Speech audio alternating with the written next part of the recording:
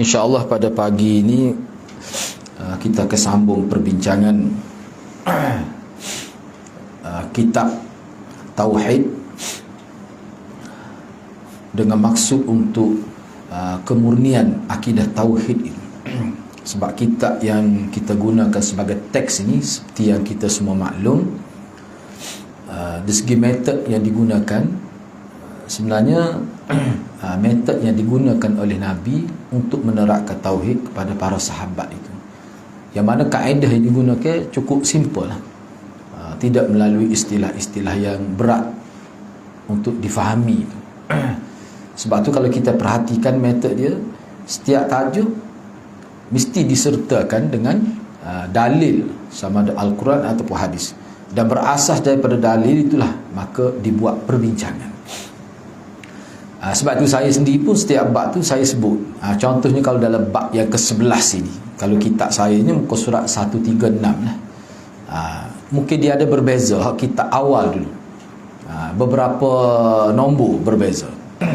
Kalau kitab saya ni 136, muka surat 136 sama tak sama 147. Kalau dulu 147, bab yang ke-11, yang mana dalam bab ini dikemukakan dalil ayat Al-Quran satu ayat dan dalil hadis satu hadis untuk perbincangan ini.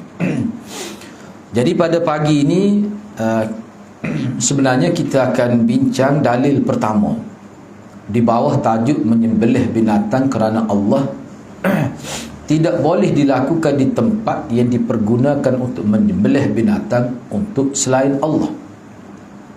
Jadi tajuk ini sebenarnya, sebelum kita pergi pada perbincangan secara detail, perlu difahami bahawa perkara ini diberi penekanan oleh Nabi. Sebab sahabat Nabi ni dia hidup di dua zaman. Zaman jahiliah, ketika hidup mereka bergeluman dengan syirik itu. Kemudian bila mereka masuk Islam, maka berlaku perubahan lah. Jadi setiap apa yang hendak mereka lakukan, khususnya dari sudut sembelihan, Nabi sangat jaga. Jangan mana Nabi tak pernah pergi sembelih binatang di tempat yang dulunya mereka sembelih binatang dengan maksud untuk dipersembahkan kepada berhala. Sebab apa? Sebab kukuk mana pun dia akan terlintas tu. Bila pergi itu dia terlintas sejarah lama dia, takut mengganggu niat dan fokus itu. Di sini Nabi nak mengajar kita bahawa fokus kepada Allah ni perlu kita jaga dalam ibadat kita. Jangan ada sedikit pun bunga-bunga syirik itu terganggu semasa kita melakukan ibadat.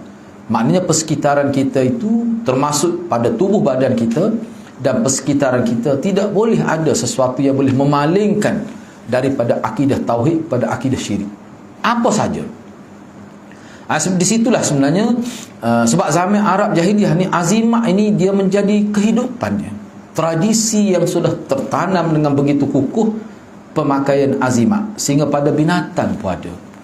Kalau binatang dia panggil watat, kalau kepada anak-anak dia panggil tamimah.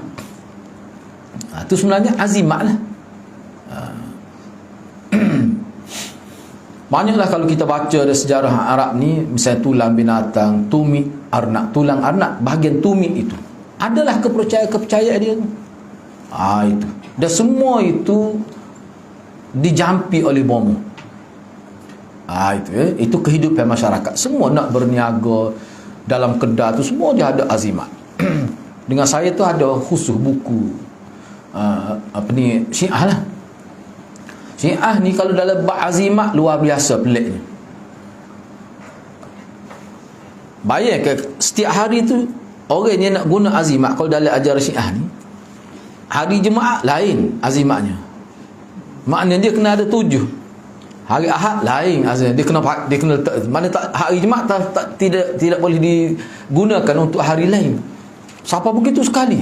Kaya lah tu umumnya. Tu ya sebenarnya pendapat tu ya. Tapi kukuk mana pun berkait dengan akidah secara langsung, Islam tak benar. Sebab dia boleh mengganggu kebergantungan kita kepada Allah SWT, apa saja. Sebab tu bila ada pihak yang tak apa, anak dia pun tak ada hari ni, dia ni kerja ayah dia lah ni, Ya, kita sebut secara umum lah. Dia pergi ke Mekah, dia beli kain kelambu Kaabah 40,000. 40,000 tu kecil lah saiz, tak sampai 1 meter. 40,000. Ayah dia ni kaya lah, kecil lah 40,000 tu bagi dia tu. Kita yang rasa besar ni. Jadi dia ambil semua kopi anak dia, dia tertahan, dia masuk kain kelambu Kaabah sikit. Jadi anak dia rasa pelik lah, apa faedah gitu, apa tak buat kopi dengan kain tu lalu. Anak dia tanya saya 2 kali, dia tanya kenapa ayah dia buat dan boleh ke buat begitu. Saya kata kenapa ayah buat tu kena tanya ayah lah, saya tak nak ayah. Tapi boleh ke buat begitu? Bagi saya tak boleh. Bagi saya tak boleh. Sebab apa? Pertama sekali Nabi pun tak buat begitu, atau mula-mula sekali. Sebab itu dia berkait dengan apa? Berkait dengan akhlak ke? Berkait dengan akidah? Berkait dengan fiqh? Tak berkait dengan akidah. Isu kepercayaan tu. Apa kepercayaan dia sehingga dia masuk ke kain kelambu Kaabah dalam kepih? Saya tak kata syirik, jangan silap faham lah. Cuma orang kita ni dia mudah buat begitu. Ada tu kepercayaan dia tu. Jadi rupanya kepercayaan dia ni apa? Bila selepas tu ayah dia kata nak ambil berkat. Sebab itulah kita kena fikirlah, dia Saudi, dia jual ke kain kelambu Kaabah? Tak jual. Dia tak perlu nego tu, dia nego minyak tu cukup dah untuk kaya negara dia tu. Tidak ada kaya dah jual kain kelambu Kaabah tu. Karuk tu. Sebab tu saya kata orang kita ni dia mudah. Tak fikir dah munasabah ke nak jual kain kelambu Kaabah. Dia letak dalam muzium tu hak berkait dengan Kaabah. Dia ada khusus muzium Kaabah tu. Boleh pergi buat lawatan kalau dia buka. Tiba-tiba jiwa tu, itulah benda-benda gitu. Maknanya mudah kena tipu. Isu orang panggil memperdagangkan agama ni bukan berlaku di Malaysia saja, di bumi. Tahun tumpah darah Nabi pun boleh berlaku. Ni apa-apa orang nego ni. Sebab kalau tempat kita, ni air sebotol daripada RM1 jadi RM30. Sebab apa? Dimasukkan Quran 30 juzuk. Jadi mahal, naik harga. Cara-cara itu sebenarnya tidak pernah diajar oleh Nabi SAW. Jangan buatlah begitu. Sebab tu dalam agama kita belajar tauhid ni, tujuan apa? Asasnya, objektif paling utama, maqasid paling utama ialah kita nak ikat diri kita ni supaya kita hanya terikat kepada Allah, jangan terikat kepada benda lain, walau apa saja pun. Padahalnya kalau kita tengok, kalau kita baca falsafah, dengan saya tu ada buku, dia tajuk buku ni dia panggil Fiqh Doa dan Zikir, 2 jilid. Saya tak tahulah kalau terjemah jadi berapa jilid. Sangat menarik. Mana setiap doa Nabi dia bicara, dia sebut falsafah dia macam mana, apa tujuan, kenapa nak naik kenderaan baca begini. Mana kalau kita baca 2 jilid kita boleh buat satu kesimpulan aja. Kesimpulannya apa? Islam melalui lidah Rasul ajar kepada kita, setiap apa yang kamu buat, kamu kena bersambung dengan Allah. Jadi bagaimana kita nak sambung kita dengan Allah, kita panggil hablum minallah itu? Melalui zikir, melalui doa. Sebab zikir, doa Nabi ajar, semua dia sebut nama Allah. Itu maknanya tauhid. Itulah makna tauhidnya. Apa-apa Allah, apa saja Allah, itu makna tauhid. Jadi hak kita belajar ni teori, sejauh mana kita praktikkan dalam kehidupan kita, tu kita kena muhasabah lah. Cuma kena faham terlebih dahulu. Kalau tak faham, bahayalah. Baik. Saya baca semula lah. Pada bab sebelumnya telah disebutkan mengenai larangan menyembelih binatang kurban untuk selain Allah, dan bahawasanya hal tersebut merupakan syirik akbar yang boleh mengeluarkan seseorang daripada Islam itu. Maknanya yang merosakkan akidah tauhid. Sembelih binatang sama ada dalam bentuk nazar ke, bukan niat kerana Allah itu. Maka dalam bab yang ke-11 ini, sebagai lanjutan kepada bab sebelumnya, disebutkan larangan terhadap wasilah, yakni perantaraan yang boleh menyebabkan seorang itu, yang boleh menghantarkan seorang kepada syirik besar. Ini lantaran tempat yang digunakan oleh orang-orang musyrik dalam penyembelihan korban untuk tuhan-tuhan mereka. Tempat mereka tersebut termasuk dari syiar syirik, sehingga kalau seorang muslim menyembelih korban di tempat tersebut, walaupun niatnya adalah kerana Allah, maka ia pun akan tetap dikatakan tasyabbuh, Ulama tak kata syirik, tasyabbuh. Yang ini menyerupai orang-orang musyrik yang melakukan kesyirikan tadi. Saya pun tak pergi, rasa nak pergi juga kan. Adalah orang yang kenal tempat tu di Besuk kan. Dia ada tempat hak dulu orang lempah nazar tu sembelih binatang, bukan kerana kubur. Kubur apa dia panggil? Poku apa? Adalah tempat tu. Memang terkenal. Dia ada buat khusus di kawasan perkuburan tu, tempat sembelih binatang, bernazar untuk wali dalam kubur tu. Mana dalam sejarah orang Melayu ni ada berlaku begitu. Saya pun tak pergi lagi, rasa juga nak pergi tengok. Kalau tempat Tok Selehon ni kita pergi dah tengok. Jangan silap saya sebut gitu, bukan kata Tok Selehon tu syirik. Maknanya cara tarikat masuk dalam kubur tu kan, duduk zikir dalam kubur tu, saya pergi tengok. Masa tu dia boleh buka pintu dia tu. Lepas tu dia kunci dah, tak boleh masuk dah. Saya pergi tengok.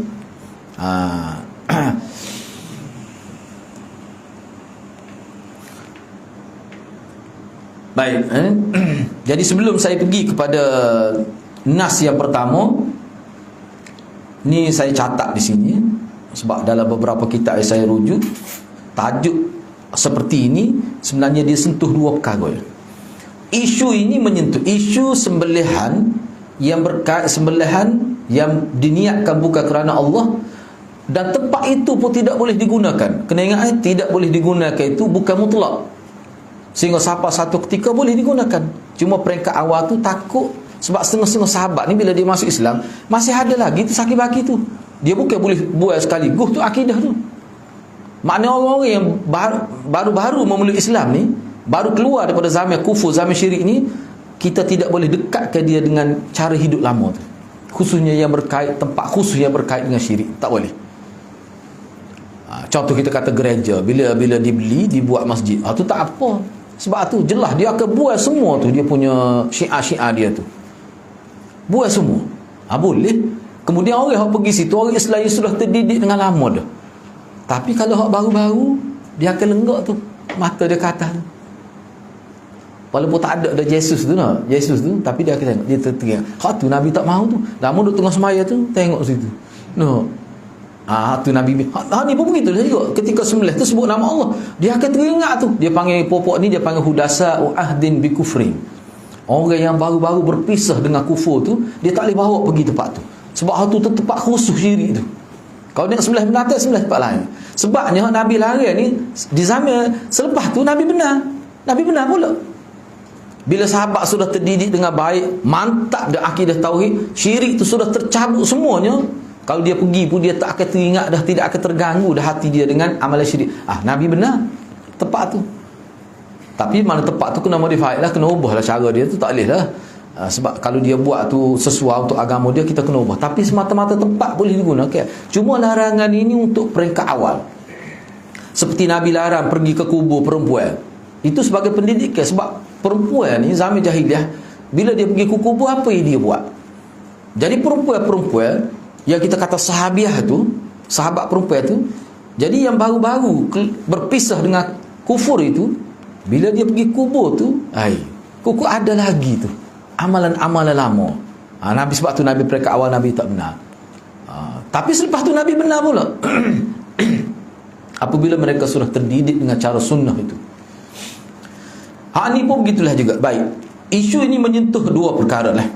Orang yang baru berpisah dengan hidup jahiliah. Ni sebenarnya Nabi tak benar ni berkait dengan orang yang baru berpisah dengan zaman jahiliah. Jadi orang lama-lama dah tak apa, tidak akan terganggu dah, dia punya konsentrasi dia tu dengan syirik tak akan terganggu, tak akan bercampur baur dah. Yang kedua, terbayang pada minda amalan syirik, khususnya bagi orang yang ada pengalaman hidup dalam zaman syirik itu. Tu tujuan dia. Kita kena faham ni. Maksudnya apa? Maksudnya dalam isu syirik ni Nabi sangat serius, sangat sensitif. Maklum Nabi tekan semua dalam bab ni, jangan ada. Sebab itulah kita tak jumpa lagi akan datang ada lah. Mana Nabi suruh buat semua. Siapa ada sahabat Nabi tu ada ni gelai buat daripada benang. Hatu-hatu bawa bui, tak sebab kena nyakit busung, nyakit buncit perut tu. Nabi kata tahliah pun jadi sebut mana Nabi faham lah tu zaman. Nabi buat, Nabi suruh buat cincin, kalau Nabi suruh buat. Kalau ada kayu kokar tu katak aja lebuh. Kalau ada, masa tu tak ada lagi. Mana bid'ah tu tak ada lagi masa tu. Bid'ah kayu kokar ni. Oh, kayu kokar tu berbahaya. Berkait dengan akidah tu. Na'udzubillah, jangan terlibat lah. Nabi begini ya. Ada pengalaman kita baca kitab ni. Sebab dia perkara ni, bila berlaku sekali, sesaat saja berlaku syirik, dia hilang semua amalan baik. Walaupun ada setengah ulama katakanlah berlaku, bila berlaku kita sedar, kita kata astagfirullah, na'udzubillah. Tu tak apalah, tu tak hilang tu. Ada ulama kata begitu. Tu kerana tersalah. Tetapi kalau perbuatan berlaku dengan sengaja kerana kejahilan, dia boleh hilang pahala. Kena mengucap semula. Itu hukum umum. Kalau kita tidak buat perinci apa, hukum umum. Boleh berlaku begitu. Na'udzubillahi min dzalik. Baik. Cuba tengok nas yang pertama. Surah At-Taubah ayat 107 hingga ayat 108. والذين اتخذوا مسجدا ضرارا وكفرا وتفريقا بين المؤمنين وإرصادا لمن حارب الله ورسوله من قبل ولا يحلفن إن أردنا إلا الحسنى والله يشهد إنهم لكاذبون لا تقم فيه أبدا لمسجد أسس على التقوى من أول يوم أحق أن تقوم فيه رجال يحبون أن يتطهروا والله يحب المتطهرين. Dan di antara orang-orang munafik itu ada yang mendirikan masjid untuk menimbulkan bencana pada orang-orang yang beriman, untuk kekafiran dan untuk memecah belah di antara orang-orang yang beriman, serta menunggu kedatangan orang-orang yang telah memerangi Allah dan Rasulnya sejak daripada dahulu lagi. Mereka dengan pasti bersumpah, kami hanya berkehendak kebaikan, dan Allah menjadi saksi bahawa mereka itu pendusta dalam sumpahnya. Janganlah engkau melaksanakan salat dalam masjid itu selama-lamanya. Sesungguhnya masjid yang didirikan di atas dasar takwa sejak hari pertama lagi adalah lebih pantas untuk engkau melaksanakan salat di dalamnya. Di dalamnya ada orang-orang yang ingin membersihkan diri. Allah menyukai orang-orang yang bersih, yang selalu membersihkan dirinya. Baik, sekali kita tengok ayat ini tidak berkait dengan tajuk tu. Kok mana pula berkait dengan tajuk ini? Bab sembelihan. Tidak boleh menyembelih binatang di tempat yang dulunya pernah disembelih binatang bukan kerana Allah. Bila baca ayat ni, nampak tidak ada kaitan. Sebab itulah dia buat di bawah tu tajuk, kaitan antara ayat dengan bab yang dibuat, bab yang ke-11 ini. Apa kaitan dia? Cuba tengok di situ. Kaitan antara ayat dengan babnya adalah bahawa tempat yang dipersiapkan atau yang digunakan untuk menyembelih korban bagi selain Allah, maka tidaklah boleh bagi seorang Muslim menyembelih korban di tempat itu, walaupun niatnya kerana Allah Subhanahu Wa Taala. Sebagaimana masjid, ini sudut persamaan dia, kaitan tu, analogi dia tu, dari segi kias lah. Sebagaimana masjid yang disebutkan dalam ayat ini, tak kala masjid tersebut dibina dengan maksud untuk melakukan maksiat kepada Allah, maka dengan sebab itulah masjid tersebut menjadi tempat yang dimurkai oleh Allah, sehingga tidak boleh salat di sana walaupun niatnya kerana Allah. Kita tak akan kata orang munafik buat ni niat kerana, kalau niat kerana Allah, kalau ada maksud lain di sebalik itu, niat kerana Allah tetapi nak suruh orang nampak muka tanah ni tanah ayah kita. Lagi masjid mana? Lagi masjid tu lah ayah kau tebuh nama. Kadang setengah orang tu nak gitu. Sebab tu kalau kita suruh jual tanah dia pergi bina bangunan tahfiz apa, dia tak mahu. Sebab orang tak nampak dah tanah ayah dia. Sepatutnya kalau kita lah, ni beberapa tempat lah sebelum ni, sebelum PKP pun ada ni, saya nak sebut ni cara ni. Kita tak perlu dah buka pusat tahfiz baru, yang ada ni pun cukup dah. Satu tempat 10 orang aja belajar, tak perlu menyebabkan pihak pengurus sekolah tu pasal minta derma sepanjang hayat. Tak perlu begitu. Cukup yang ada ni, bangunkan itu, kita boleh pahala sama. Silap-silap lebih besar lagi pahala. Jadi kalau kita ada tanah, kalau kita nak wakaf, sebab ada satu tempat ni di Pasir Putih. Dia disebut begitulah pada saya. Saya kata betul ke nak bagi? Nak bagi ni siapa tukar nama? Kita sanggup tukar nama. Tak apa, bila tukar nama saya akan jual tanah ni. Dia pun senyap lah. Untuk apa jual ustaz? Saya nak pergi bina bangunan di tempat pusat tahfiz yang telah ada. Kita syukur Darul Qathar lah. Sebab apa? Kita bina di situ terus akan diimarahkan. Kalau bangunan dibina, banyak mana dah tepat. Bila dibina, tutup begitu saja. Boleh pahala ke? Dibina bangunan, tiba-tiba tidak diimarahkan. Terbengkalai begitu. Pada siap dah. Bapa tu tak ada orang nak urus. Dia ingat nak urus sekolah ni mudah. Kos nak cari makdangan. Kadang tak cukup dengan yuran. Seorang profesor sebut pada saya, dia kata mengikut kajian saya, satu pusat tahfiz tu kalau dia nak urus dengan betul, beri pendapat allowance pada guru dia secukupnya sehingga guru dia tak perlu bekerja, dia kena 1,200 bulan yuran atas seorang pelajar. Baru dia boleh urus dengan baik dengan makanannya, standard asrama. Tak, kita 300. Lepas tu nak kelas hotel 5 bintang. Pakai logam kan begitu. Saya kata pergi bina bangunan situ. Boleh pahala. Kita hanya buat bangunan, orang lain urus. Kita nak pahala. Besar tu boleh pahala. Tak bui tanah, suruh orang buat bangunan. Dia tidak 500,000 bangunan. Jadi kalau kita betul-betul nak pahala, kita buat. Walau dah ke hal tu lebih selamat, dia tidak ada riak suka, muka tak nampak. Itu cara dia. Kalau boleh buat begitu, sangat bagus. Saya sebut Darul Qathar tu bukan kerana dia tu sekolah kita, tapi kerana saya tengok dia lengkap, guru pun ramai, 14 orang guru.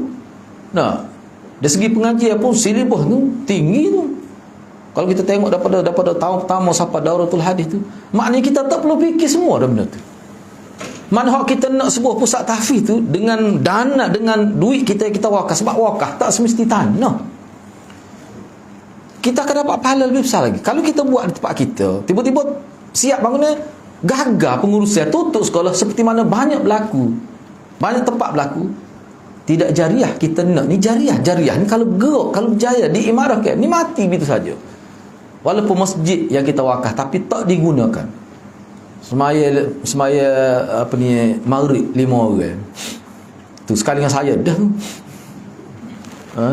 Naik lift sukanya. 2 tingkat ada lift. Kita pun naik lift hari tu. Lepas tu dia tulis itu untuk OKU. Dah OKU tak ada. Kau segar pun tak pergi sokok OKU.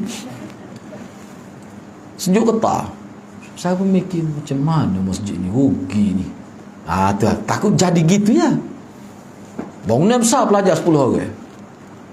Buat apa tu?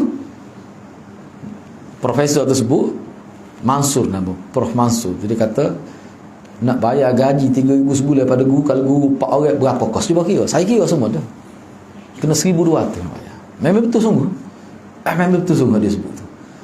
Jadi kalau kita ada dana, ada apa, wagi tepat ada dah. Mana kalau harta kita wagi tu orang lain urus sehingga berjalan, kita dapat pahala berterusan dia. Benda tak jalan. Itu cara dia. Kena ingat tu Baik. Seterusnya, Jadi kias ini dalam ayat surah At-Taubah ni, ayat 107 hingga ayat 108, Allah bukan Nabi, Allah tak benar. Sebabnya begini, di sini pun dia ada buat huraian. Nabi tidak tahu hasrat orang munafik itu, ada hasrat yang tak betul, niat jahat di sebalik itu Nabi tak tahu. Allah turun ayat ni sebagai memberi isyarat pada Nabi jangan. Dengan turun ayat ni, kesan besar pada orang munafik ni. Dia kata Muhammad boleh tahu niat kita. Dan masyarakat Islam boleh tahu ni puak-puak bina masjid ni ada niat tak betul. Sebab kita kena percaya pada Quran. Bila Quran kata gini, mana puak tu tak betul tu.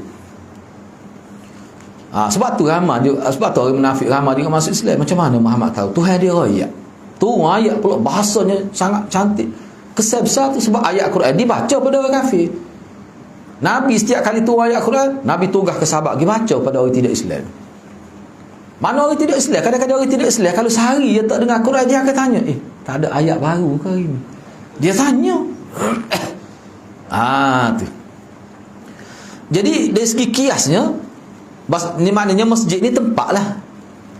Sembelih kerana Allah tidak boleh dilakukan pada tempat. Salat ni pun Nabi, Allah tak benar pada tempat. Tempat mana? Tempat masjid yang dibina berkait dengan tempat lah, bukan niat kerana Allah, tapi nak memporak-peranda umat Islam. Dia ada agenda yang tersirat tu. Tak boleh tempat tu walaupun nama masjid pun tak boleh. Hak ni nak pergi sembelih binatang ni kerana Allah, tapi nak dilaksana kepada tempat tu tak boleh, kecuali tempat tu dibersihkan dulu, dibuat dia punya syiar syirik itu. Begitu juga masjid Dirak ni, kalau kata orang hak urus tu tak ada lah, kita boleh guna lagi masjid tu. Orang Islam semula yang urus, seperti mana gereja bila dibeli yang urus tu orang Islam, tak ada dah syiar syirik tu. Tu boleh. Jadi mana apa maksud larangan ini? Larangan ini bermaksud supaya tahqiqut tauhid. Kita nak tauhid tu biar benar-benar bersih, tidak boleh ada unsur syirik, walaupun sesuatu yang boleh mengganggu minda kita, khususnya pada orang yang baru masuk Islam. Kita hak tak terlibat ni tak terlibat, tapi demo-demo tu hak hudatsa'un ahdin bi kufri, hak baru-baru itu dia akan terlibat. Sini dulu kita mari nak hari sekian-sekian dia sebut dah. Gitu kat neng, rupanya dia ingat kau dulu. Tak sia tu. Maknanya kalau sudah hilang dia ingat atas tu bersih semua dah. Boleh guna balik tempat tu. Itu dia maksudnya. Jadi gapo dia sebenarnya kita berbicara, kalau kita boleh ambil poin yang paling utama, penjagaan tauhid itu mesti tidak bercampur bau sedikit pun dengan unsur-unsur. Tak boleh ada. Kalau ada benar sikit pun kena buang lah. Sebab tu ulama kita bertekah bak gambar tak boleh letak dinding gitu.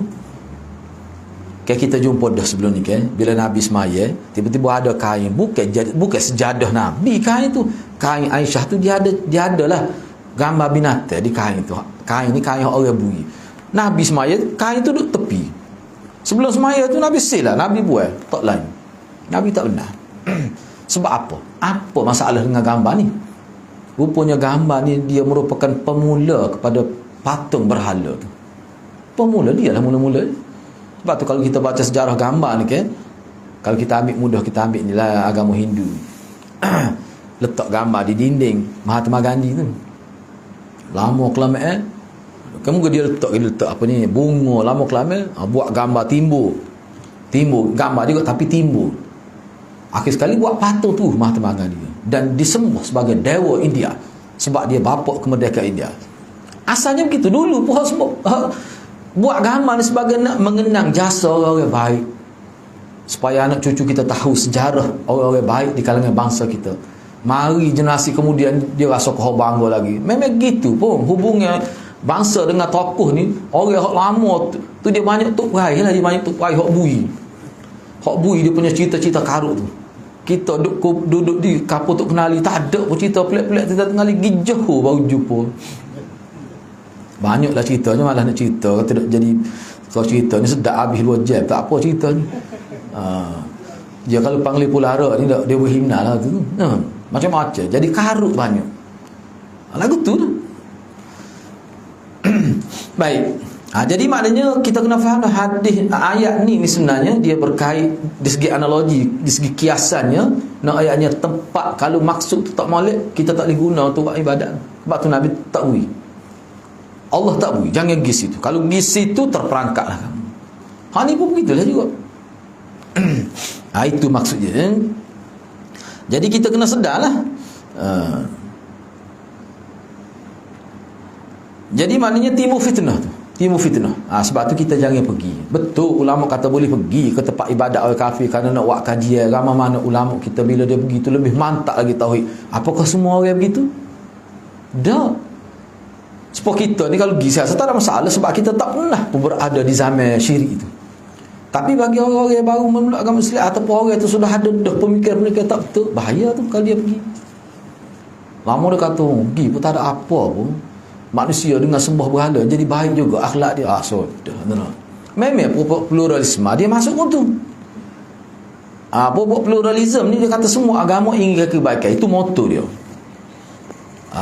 Sebab tu kita pertegahkan sebelum ni pun dia kalau kita belajar hadis, orang panggil baik, sebab tu ulama kita dia takrifkan baik tu apa. Sebab kalau kira baik, semua orang cakap baik. Orang tidak Islam pun kata kita nak kebaikan. Baik tu apa? Kita orang Islam ni kena pakai takrif Quran dan hadis lah.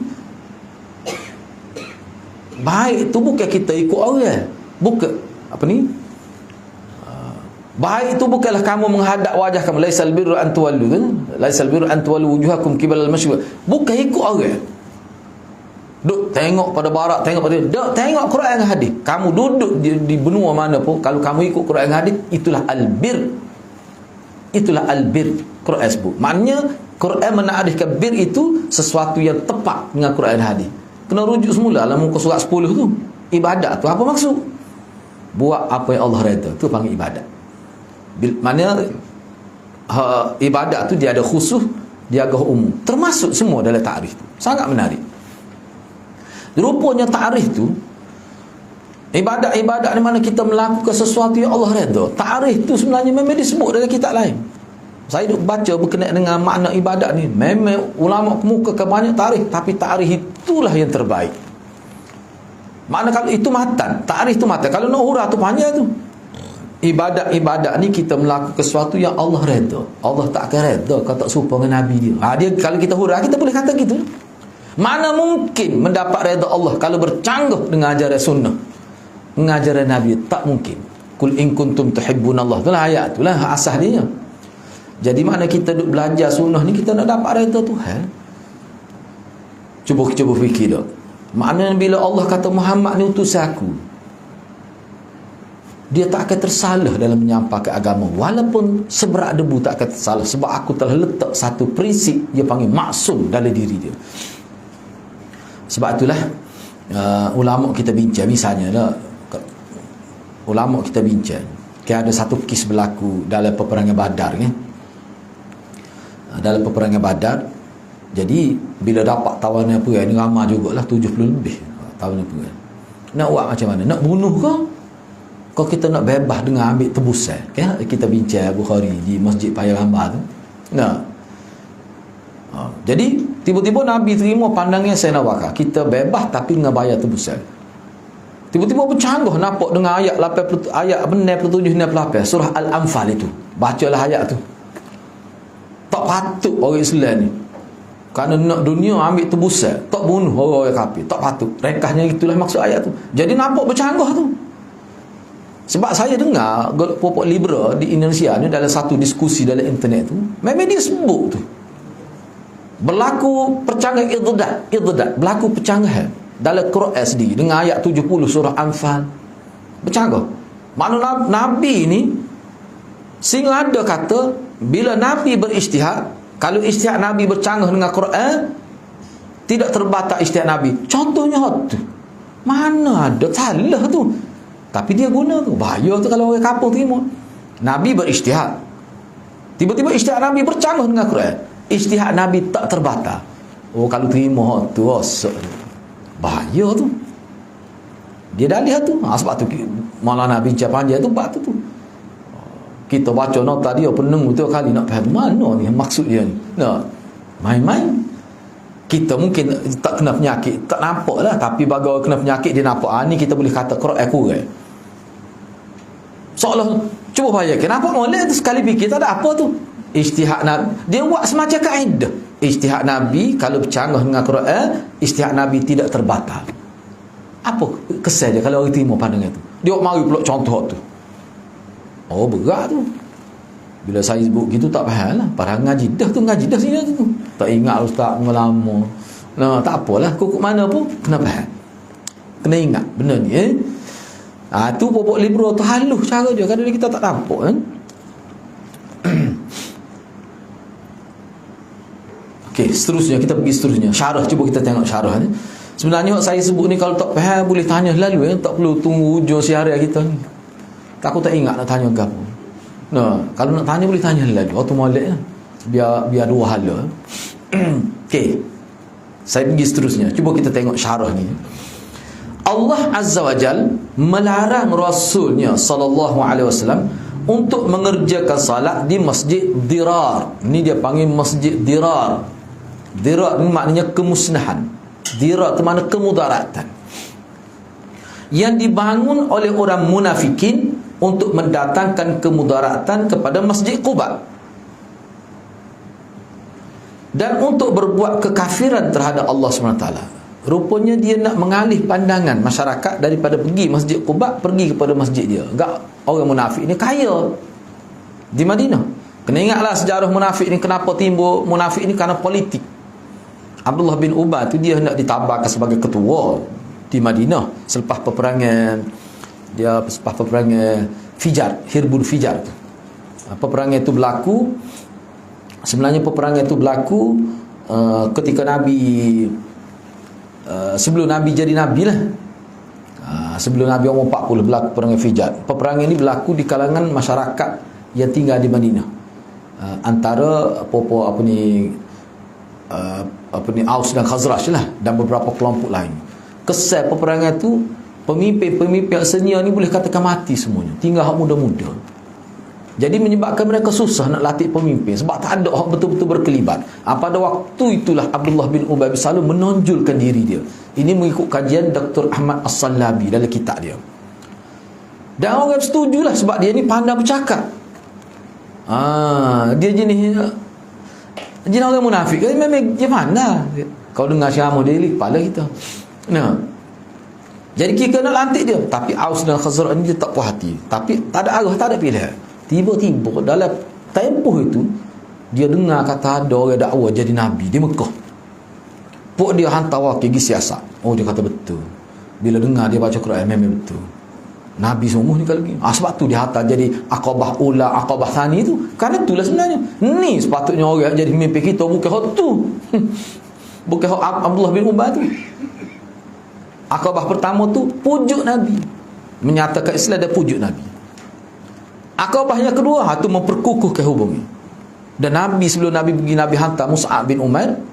Mus'ab bin Umar ni saya sebut ringkas, Mus'ab bin Umar pergi baca ayat Quran kepada Sa'ad bin Mu'adz itu. Ingat tak Sa'ad bin Mu'adz? Baca Quran tak ada habis beberapa ayat, dia pergi tutup mulut Mus'ab. Akhir sekali masuk Islam Sa'ad bin Mu'adz. Bila dia masuk Islam, dia kata aku akan pergi, ni saya sebut ringkas ni, banyak lagi panjang lah. Dia kata aku akan pergi ke setiap buah rumah, sebab dia ni ketua Aus. Dia ni Sa'ad ni ketua Aus, Sa'ad bin Mu'adz. Dia aku akan pergi setiap buah rumah. Dia pergi dakwah daripada pintu ke pintu. Tempoh 9 bulan saja, tidak lebih. Ada setengah ulama tak sampai 9 bulan. 85 buah rumah masuk Islam. Cuba bayangkan sebuah rumah tu 8 orang. Cuba bayangkanlah.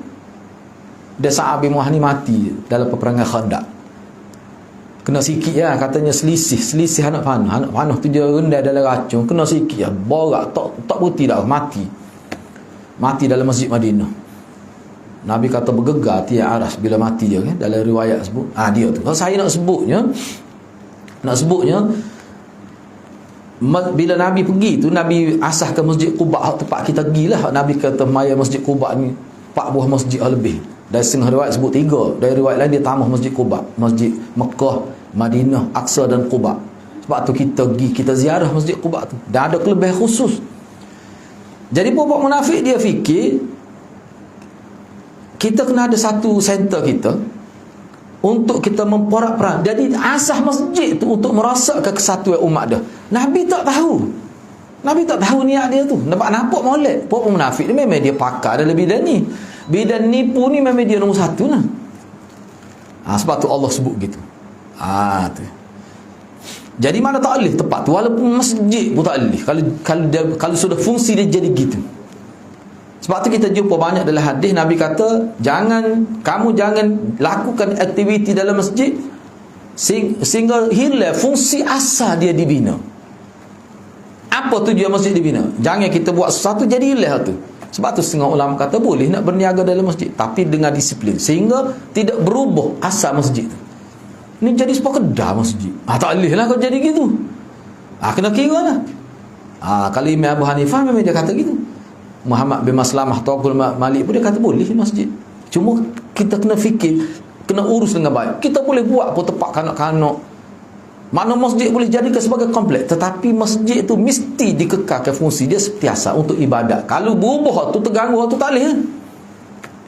Itu pandangan kebanyakan. Dan pandangan itu memang sesuai zaman kita. Yusuf Qaradawi berterima tu. Tu sebenarnya sebab tu masjid ni bagus ni kita buat biar mesra semua peringkat. Kalau tidak kat pergi budak amanah tahu untuk siap culik mata tu dah. Nak cabut putih mata. Budak kata takutlah. Memang tidak gitu mah. Nah, apa tu? Sebab dia kira budak-budak ni waktu siap pun dia tak faham molek. Mari budak-budak ni dia akan mengganggu. Sepatut dia kena celak juga kau tua duk buah tu. Ada buah di belakang tu, dia kena celak gitu juga kau tua tu.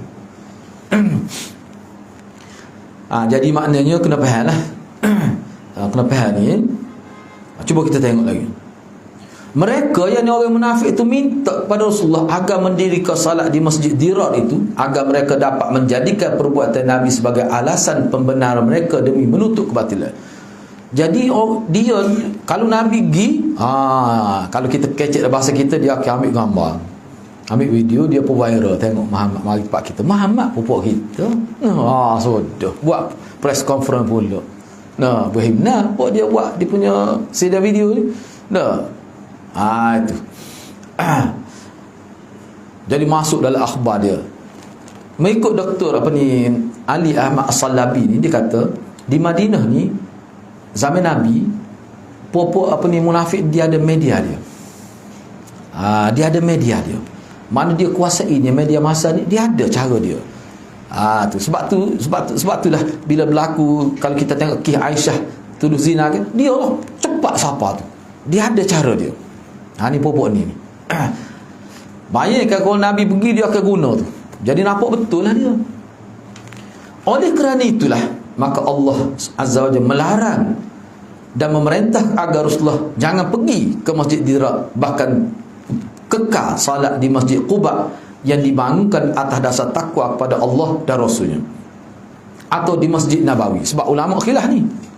Kalau dalam kitab Mushkilul Athar, kita bincang dulu di Masjid Telipuk tu, ramai ulama kata ni mana Masjid Nabawi, walaupun ulama kata ni Masjid Quba yang dimaksudkan dalam ayat tadi, la masjidul ussisa 'ala taqwa fi awwal yaumin.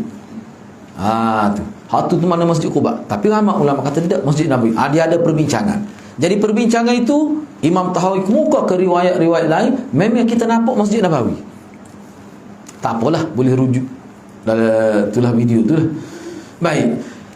Kerana ada perselisihan para ahli tafsir tentang masjid yang dimaksudkan dalam ayat tadi. Kemudian tak apalah. Kemudian Allah memuji orang-orang yang mendirikan masjid tersebut kerana mereka telah membersihkan diri mereka daripada kesyirikan dan perkara-perkara najis, dan Allah mencintai orang-orang yang memiliki sifat-sifat tersebut. Mana ayat ni menyebutkan kelebihan sahabat-sahabat Ansar yang berada di kawasan Quba itu. Mereka suka sangat bersuci.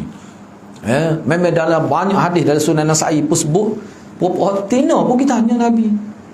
Kalau berkenaan dengan hak engkau, tak malu tanya Nabi, sehingga dipuji oleh Allah. Bapak Ansar lah. Jadi bapak ni duduk mana asal? Asal di Quba lah disebut. Sebab tu ulama kata ni Quba ni bukan Masjid Madinah. So kata dah, hak wanita tanya tu Ansar tu duduk di Madinah, tu khilaf ulama lah. Tak apalah, kukuk mana pun ulama ada buat kesimpulan, sama ada kita kata Quba ke Masjid Madinah ke, semuanya ussisa 'ala taqwa. Hak diasaskan di atas tafrid, atas untuk memecah belah ke masyarakat. Hak tu masjid tu, puak-puak munafik tu, dia panggil Dirar tu, Masjid Dirar itu. Baik. Antara faedah ayat ini, yang pertama, larangan menyembelih kurban kerana Allah SWT di tempat yang dipersiapkan untuk menyembelih bagi selain Allah. Hal ini merupakan kias dari larangan salat di masjid yang dibangun atas maksiat kepada Allah. Ini isunya isu tempat. Walaupun tempat tu zahirnya nampak baik, nak pergi sembelih binatang, tapi tempat tu tempat dulu sembelih dinazarkan kerana berhala, sembelih diniatkan untuk berhala. Tak boleh. Hak ni pula masjid, tempat juga, tapi dibina tu dengan maksud untuk tafriq, untuk memecah belahkan masyarakat, untuk merasakkan perbuatan umat. Tak boleh. Maknanya kena beringatlah. Di sinilah saya buat, sini saya ada catat sikit. Ni termasuk dalam Saddul Dzara'i, bahawa tempat ini kita kena mengambil kira. Tempat itu kena ambil kira. Tempat itu dia ada pengaruh juga. Kalau dulu tempat kita ni, antara tempat yang menjadi tempat pemuja ialah pokok besar. Ingat tak? Pokok besar. Kalau pokok besar, pokok jamu jumuah besar. Ingat cerita saya sebut tu? Kita duk main, duk cari buah getah lah. Dia dulu Kubah Khiyar tu, jalan lagi Wakastel ni, antara jalan tu dengan istana negeri tu, situ dia kawasan hutan tu, tebal lah hutan kawasan. Di situ dia tempat pemuja, dia beberapa pokok besar, dan saya pernah masuk situ, ramailah budak-budak. Jumpalah ayam golek. Masak dah. Mau dia bakar siap, boleh makan lalu. Ada beberapa bahan lain. Kita duk mecak dah. Mecak dah haiwan dah. Keliu lah. Nah. Tak kita kata ini kata sukut dah pak kita ni. Nah, masa ekor ni. Tapi ada kata tak boleh ni. Sebab dia tak tutup, takut kotor no. Kita pelik klik oyak ketuk. Tu kata mana? Kita koyak. Dia bocok. Kita tu apa bocok? Cangkul lah cok. Nah. Bawa cangkul. Ya apa? Dia pergi tu dia gali lubang. Dia ambil sekali dengan sakok-sakok tu masuk dalam lubang dia kambuh. Oh, kita kata nyawa begitu kita sebut tu nak makan. Dia kata lain kali kalau pupukmu jopoh ayam gini koyak aku. Tu saya kata kau budak-budak lah. Dia koyak lah tak boleh ni. Oh ni makan syaitan ni. Hot tu ya kita boleh faham je. No syaitan tak boleh kalau gitu. No ayatnya pemujaan ni memang berlaku. Bukan kata cerita yang jauh daripada kita, tidak. Masyarakat kita memang berlaku. Dia ada lagi beberapa buah, ada beberapa butir buah. Lepas tu ada rokok. Saya ingat lagi tu. Pokok besar lah. Dia pokok tu dia macam dia ada lubang tengah. Dia letak gitu. Tu pemujaan tu. Kita tak faham apa pun bila tok saya sebut gitu. Tapi lepas tu kita rupanya muja. Dia merah. Dia kubari tu bukan kawasan hulu. Ayatnya masyarakat kita ni berlaku kan begitu. Jadi kalau tempat-tempat lagu tu tak? Makna kalau ada orang nak pergi tu bahaya tu tempat tu sendiri. Kalau saya ambil contoh lain, dia panggil Zatu Anwa' dah lah, ingat tak cerita tu? Ni kita bincang ni sebenarnya kita bincang tentang tempat tu. Sebab bagi setengah orang tempat tu mengganggu dia. Bagi setengah orang tidak. Dia dalam Arab jahiliah dulu dia ada satu pokok yang dia anggap keramat, nama dia Zatu Anwa'. Setengah ulama kata bukan nama pokok, tapi disebut kerana upacara yang berkait dengan pokok. Zat Anwa' ni pokok yang orang-orang kafir ni dia pergi letak senjata di situ. Kalau dia nak pergi musafir, nak pergi dia letak senjata. Sebab bila letak senjata tu pokok tu akan memberi unsur kesaktian kepada senjata tu. Akidah dia lah. Jadi sahabat Nabi pun ada pengalaman dalam kes tu. Tapi bila masuk Islam, ada sahabat Nabi yang baru-baru dia kata molek juga wahai Rasulullah. Dia kata pada Rasulullah gitu. Molek juga kalau kita ada juga pokok lagu tu. Nak juga lagu tu. Tu Nabi marah tu. Nabi marah tu sebab tu dia ke Sayyidina hak pokok hak di pokok pernah Nabi tu lah. Hak pernah Nabi berhenti acak-acak kali. Zaman Sayyidina pokok tu ada lagi. Pokok tu rendang lah. Tiba-tiba dia tengok nampak ramai orang hidup di pokok tu. Yang hidup selalu di situ. Kau duduk tafakkur, kau takafur. Sayyidina Umar bimbang, bahaya ni. Orang kita ni bahaya. Sayyidina Umar cabut siapa kakak. Saya nak sebut contoh lain. Ni. Contoh ni saya teringat baca. Dulu saya pergi ke Mekah satu kali tu dibawa ziarah. Dia panggil Masjid Qab dia panggil. Ya ada. Asal dia pergi sekali itu dah Masjid Qab. Kita kata apa Masjid Qab ni mana ni bucu ni Qab ni mana ni? Bucu tu pak saja dia Qab dia panggil. Betul kita Qab tu kali dia bahasa Arab dah Qab atas kepala dah. Banyak saya tengok. Orang kita panggil so'oh. Bahasa Arab tu so'oh tu bahasa Arab asalnya. So'oh. So'oh tu mana sekok lah. Banyak kuat pengaruh bahasa ni. Cerita dia begini, tapi cerita ni tak betul. Syekh Muhammad Al-Aushin tu sebut tak betul cerita tu. Karenanya bila Nabi balik daripada Taif, Nabi balik pada Taif, ketika Nabi dihalau dan dipukul sampai luka Nabi ke, Nabi berhenti di tempat tu. Nabi tokak guna siku, dia guna qaq ni lah, tokak situ. Dan Nabi rehat situ. Dibuat masjid situ. Dibuat masjid. Jadi cerita tu mutawif kita tahu. Mutawif kita tahu. Nyagi buat sebagai tempat lawatan. Dan dia cerita pelik-pelik lah. Bila saya masuk ke masjid tu terbakar dah setengah bumbung. Quran pun orang tak guna. Dia pergi semaya di situ. Saya duduk keluar, pergi masuk tengok waktu tu pergi luar, kata bahaya. Klik hotel kita pun cari dari internet. Rupanya ada fatwa daripada Saudi. Tak boleh pergi ke masjid tu. Tak ada satu hadis pun, tak sabit. Bahkan banyak berlaku khurafat di situ, orang pergi lepas nazar di masjid tu. Tak ada, tak sabit satu nas pun tak ada. Orang kita ni tak tahu paleka, ikut orang royak. Tu. Enggak orang itu ni dia nak duit. Kayak kita pun tahu, kalau pergi dua tempat sekian kena bayar. Pergi 5 tempat, kalau tambah 2 tak kena bayar pula. Oh, rupanya dia nak kok kita tu. Oh, na'udzubillah min zalik. Benda-benda gitu dah. Oh, kita pakai terima ya. Cuma kita ngaji, aku tak aja pun. Ni masjid kok dalam ngaji sirah. Saya klik di hotel tahu. Tengok cara, waduh sungguh masjid kok tu. Qaf alif ain. Kok tu. Rupanya pihak Saudi sudah dapat dah maklumat. Dia awak keluar atas nama fatwa tak boleh pergi situ. Terlibat dengan perkara bid'ah dan sebagainya. Patut kita pergi pun tidak diimarahkan, terbakar ada separuh dinding itu. Quran berterabur atas latar ni. Tiba-tiba orang kita ni dia tak kelih tu benda-benda gitu. Oh, dia dah anggap tak boleh lah sebab Nabi gitu kat siku dia situ tu. Lagu tu orang kita ni. Sebab tu saya baca kitab Tabarruk itu. Semua tu kerana nak ambil berkat lah tu akhirnya tu. Jadi nak ambil berkat ni tak ada disiplin ke dalam agamanya. Ada disiplin. Orang kita ni silap-silap kalau Maulana duk ngaji, bila Maulana tak ada nyambil mikrofon ni buat berkat. Moga Maulana nak guna dia belilah sini. Dia kasi baru kamu sini. Apa nak ambil berkat tu mesti kena liur dia sikit tunggu dia kecek ke dekat ni. Bukan boleh kira orang kita ni. Nak ambil berkat ni dia ada disiplin dia. Dalam kitab tu bincang Syekh Profesor Nasir Judai tu. Dan itu bagi saya duk tengok dalam beberapa buah kitab Tabarruk tu paling lengkap. Tu yang kita baca tu. Boleh nak ambil berkat, tapi kena ada disiplin. Kalau tidak dia jadi rosak. Bahaya. Sebab berkat ni memang ada. Bahkan dia kemuka dalam Quran berpuluh ayat Quran. Dia sebut kalimah berkat. Ramadan al-Mubarak. Tu kalimah berkat tu. Ni berkat berlaku, pergi kubur nak ambil berkat. Betul. Lagu mana nak ambil berkat kubur? Nabi kata zuru kuburakum fa innaha tudzakirukum. Pergilah ziarah kubur, dia boleh mengingat pada mati. Pergi ingat pada mati, bukan ingat pada orang mati.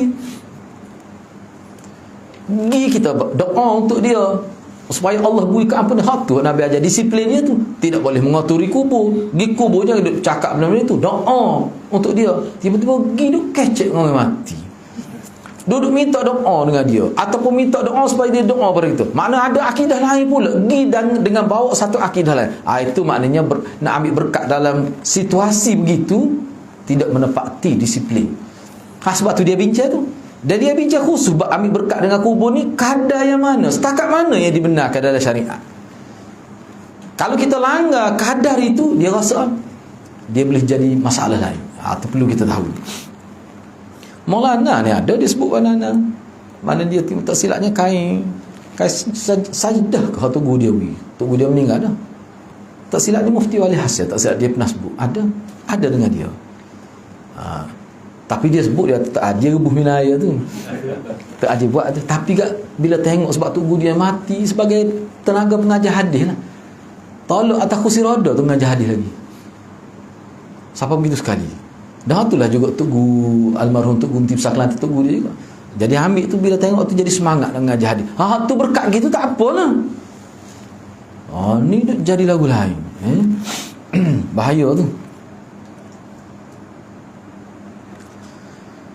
Sebab saya dulu ada ambil sebab mungkin kita tak tahu kan. Kerih jubah kita ambil hak Tugu tarikat.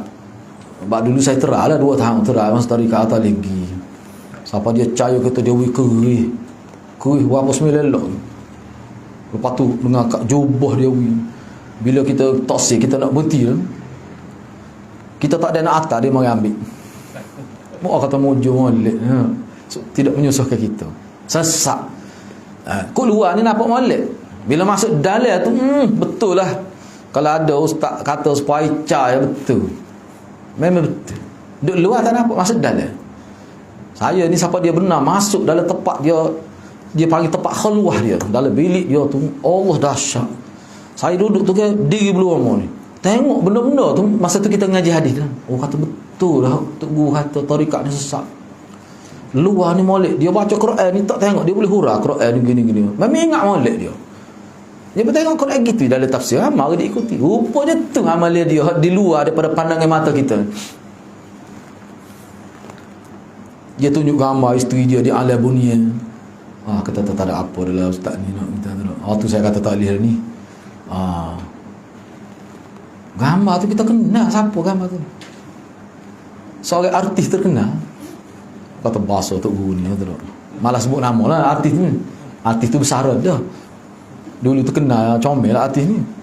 Kata biar betul tak. Ini kata, saya tanya dia nak nyanyi sesak. Kita duduk luar kita tak nampak. Sebab tu bagi saya tak sah. Nak ikut Nabi tu betul. Kalau beza sikit Nabi jangan ikut lalu.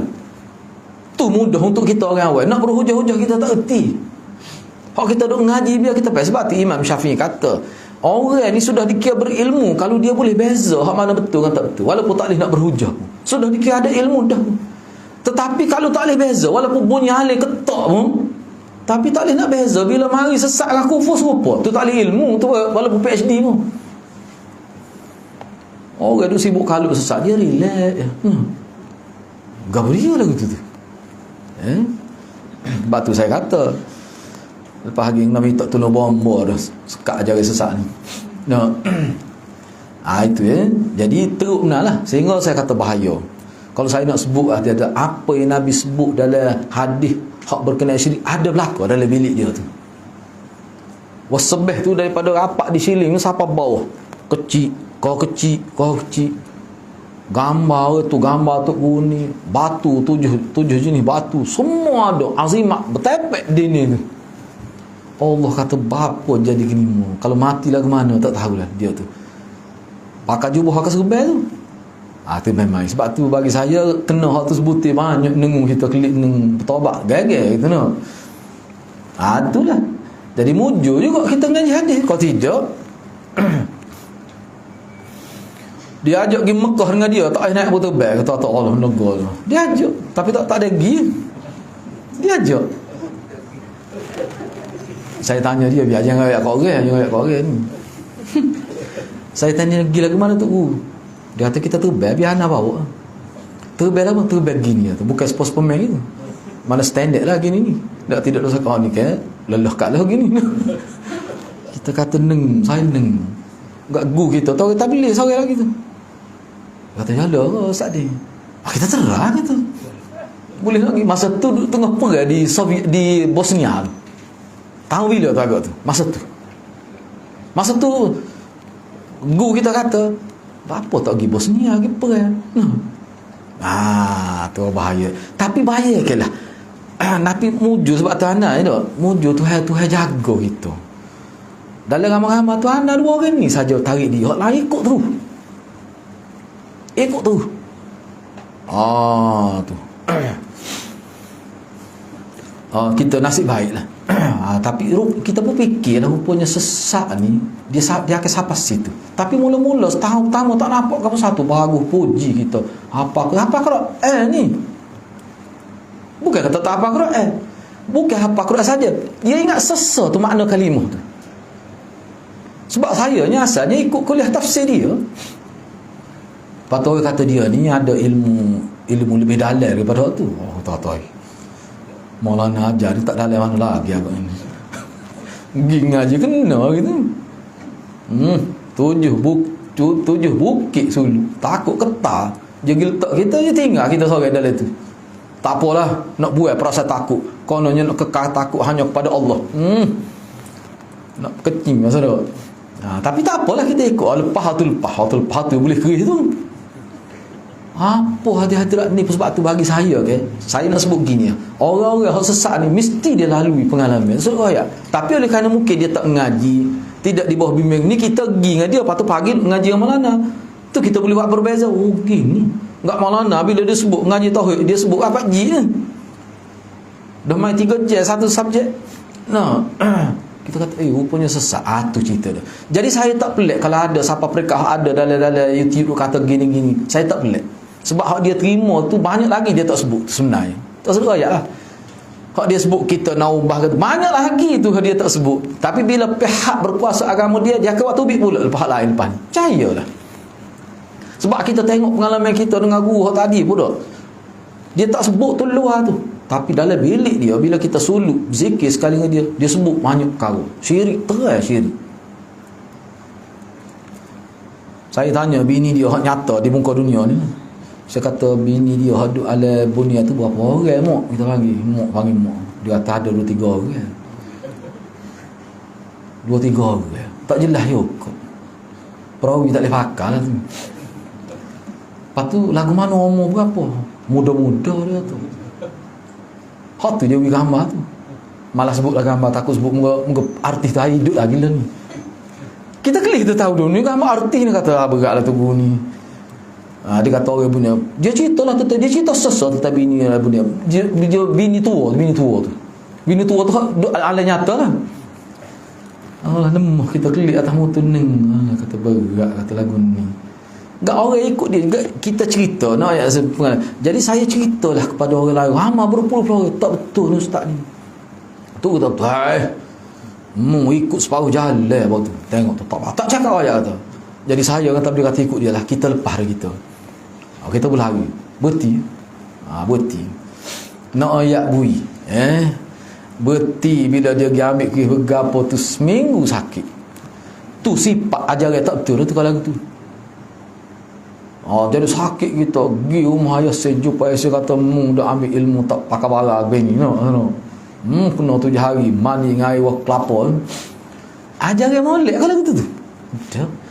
Dia perempuan ni mesti ada sebab tu saya tengok dalam internet tu dia sebut naubah ke apa tu kecil tu ada lagi yang besar. Dia kata ubi akan datang kalau lelak, kalau dibiarkan dia gitu sikit hari tu biar berat-berat lagi percayalah. Boleh tengok sendiri perempuan ni, dia tidak setakat tu ajaran salah ni, dia tidak setakat tu. Saya tengok sendiri dia senyum, ibu kaki tu dia senyum, saya tak senyum.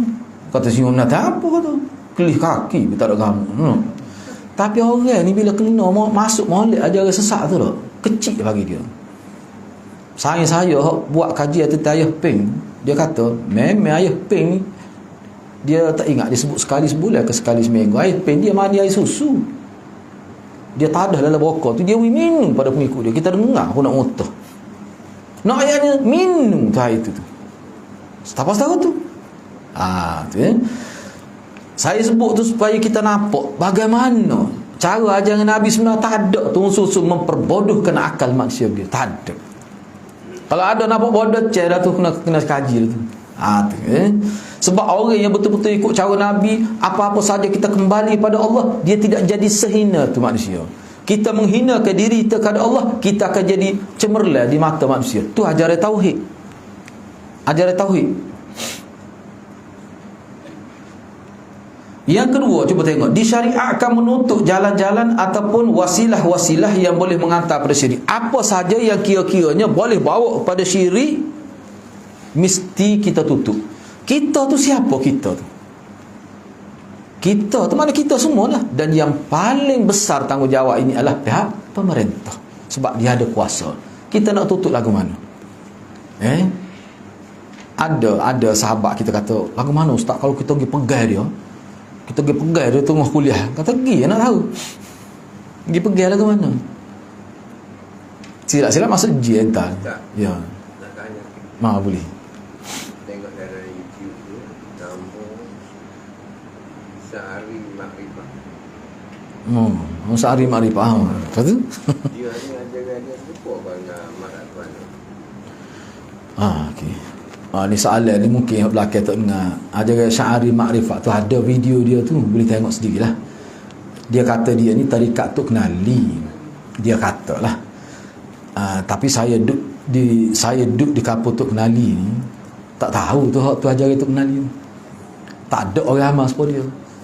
Banyaklah dia ceritanya. Memang sesak tu, cara sesak tu. Dan dia telah kata nak ditangkap. Wallahualam tangkap ke tidak. Tu tak betul tu.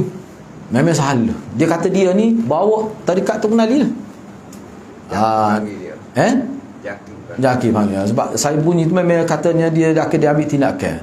Masalah sama ketika Mak Laksmana tu banyak persamaan lah. Sebab Mak Laksmana ni saya pernah tengok buku dia. Buku dia ni teruk lah. Dia sebenarnya ni kalau kita perhatikan memang batiniah sebenarnya. Batiniah sebenarnya. Mana sesuatu yang dia tengok ni, dia tidak akan hurah secara zahir, secara batin semuanya.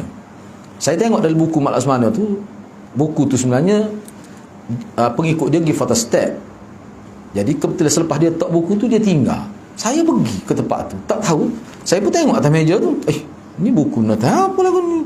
Kita kata tak, dia hurah menara masjid tu zakat, laki dia tulis komplit. Patuh kecil-kecil ni farah perempuan. Dia mana dia huraian tu bukan ikut zahir, batin lah, semua ada huraian. Bagi dia agama ni adalah lambang, simbol sahaja. Jadi dia akan faham sesuatu tu dengan makna batin lah. Sehingga Quran ni ada tafsir batin, ada tafsir zahir. Nabi ni tafsir secara zahir, macam-macam lah.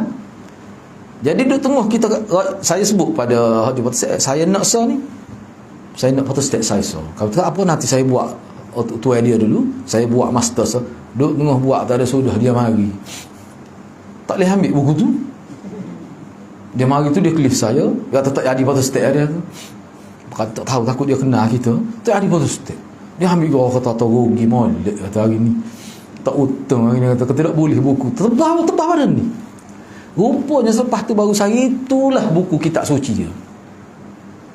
Belum penuh dengan lambai. Tak dia baca semua lah.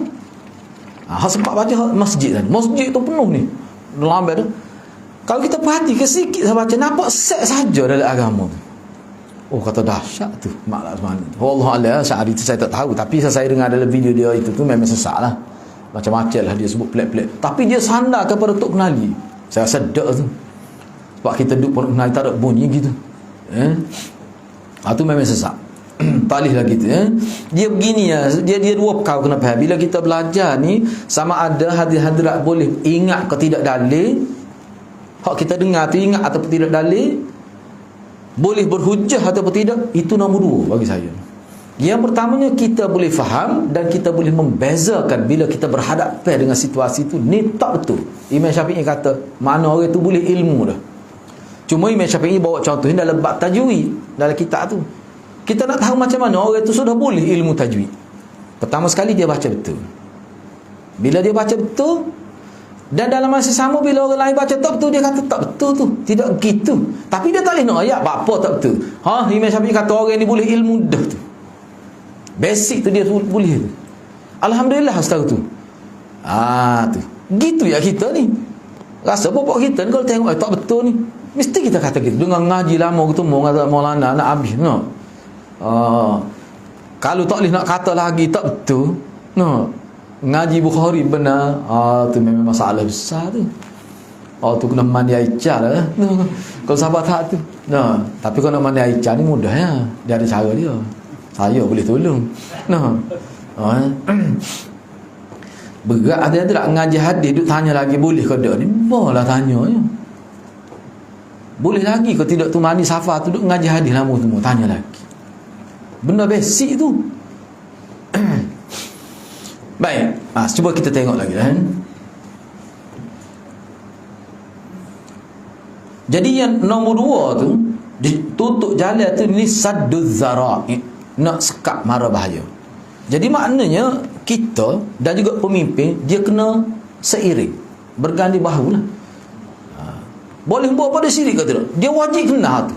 Sebab tu kita ada bincang ni. Hak ni misalnya contoh, saya ambil contoh dah. Sadduz zara'i. Dalam bab kita kata contoh. Kita kata tawassul, bab tawassul. Tawassul ni sebenarnya di bawah tabarruk. Kita nak bertawassul dengan orang mati. Bertawassul dengan kita kita masuk ke nama tu guru kita dalam doa. Tu dia panggil bertawassul. Doa bertawassul dengan nama guru. Dia ada sebut ila hadrati. Hak ni sebiji Syiah. Syiah ni hadap bukan sekadar dalam doa dia letak nama email 12 dia. Dalam azan dia letak juga. Kalau cuba dengar dalam internet, asyhadu anna aliyan waliyullah, saya bersaksi saya Ali tu wali Allah. Kita tak tahu apa, kita kata memang dia wali pun. Kita tak tahu. Cuba kat baca dalam kitab ada wali tu dia tak serupa dengan kita dalam ta'arif Syiah. Wali tu kira pengganti Nabi lah. Seperti mana Nabi dilantik oleh Allah, wali juga dilantik oleh Allah. Cuma bila siapa satu tahap dia akan naik jadi imam. Dia ada tahap dia. Tu kita kena faham tu. Baik, yang ketiga dia anjurkan salat berjemaah dengan orang-orang saleh yang bersih dari memakai pakaian kotor, najis dan sebagainya. Sebab apa? Sebab golongan-golongan sahabat yang beriktikaf di Masjid Quba, yang memakmurkan Masjid Quba seperti mana digambarkan dalam ayat surah At-Taubah 107 ni. Cuba tengok ayat semula 108. Fihi rijalun, Fihi itu kembali ke mana? Harah ja tu dengan majrur tu. Harah ja majrur. Fihi padanya, dalamnya, dalam masjid itulah. Masjid yang diasaskan atas takwa tu. Terdapat rijalun, orang-orang. Rijal di sini ni sebenarnya kalau ikut ulama bukan makna laki-laki ni, orang. Boleh jadi perempuan pun ada. Mereka suka membersihkan diri, suka bersih. Sentiasa bertaharah. Bersih di sini maksudnya dalam keadaan berwuduk. Bersih daripada najis dan dalam keadaan lebih banyak gitu. Batal wuduk tu ambil wuduk lalu. Dalam syarah Al-Adab Mufrad ada disebut, ada seorang ulama tu, tua dah dia nya di cuma tak sebut nama ke dia ulama tu. Nak ayatnya dia nak terangkan kepada anak murid dia supaya sentiasa bertaharah ni. Musim sejuk di tempat musim setahun dia tak serupa kita. Dia mengajar waktu malam. Anak murid dia ramal. Gak kebetulan malam tu dia tu jenis buah napu. Sampai 23 kali dia dan 23 kalilah dia ambil wuduk.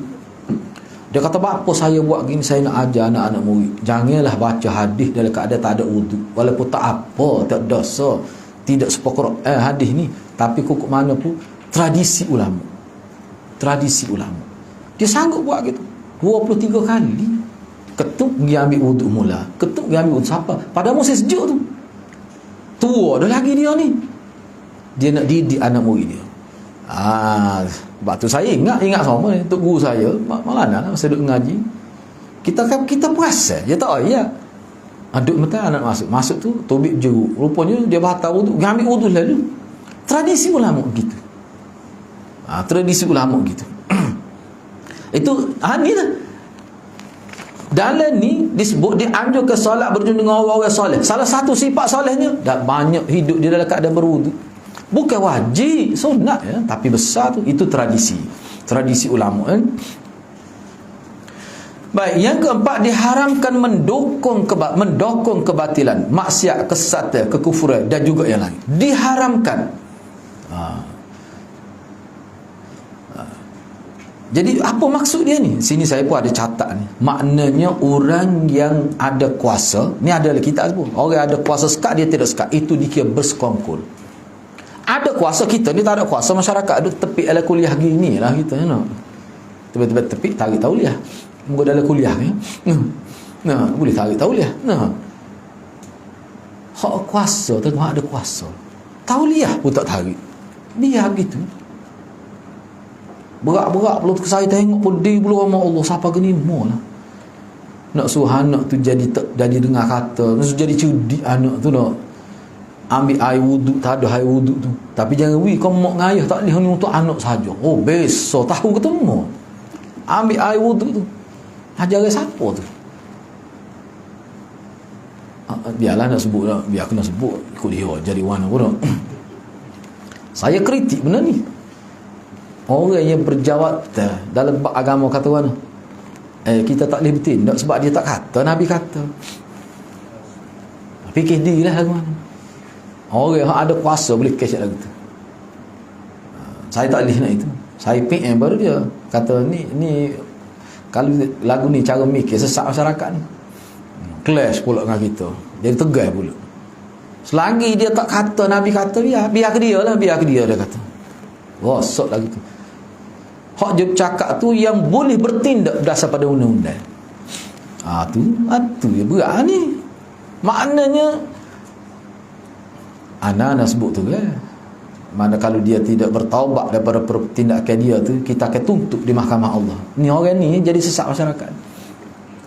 Kita serius dalam bab ni, memang kita sebut tu sebab kita yalah sedih lah. Sedih.